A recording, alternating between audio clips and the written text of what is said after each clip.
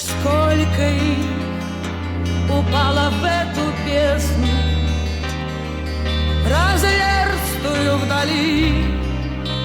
Настанет день, когда и я исчезну с поверхности земли. Застынет все, что пело и боролось, сияло и рвалось.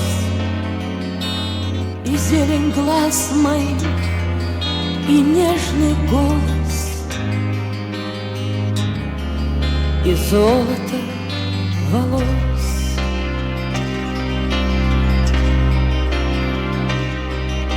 И будет жизнь с ее насущным хлебом, забывчивостью дня, и будет все, как будто бы под небом. И не было меня изменчивой, как дети в каждой мине.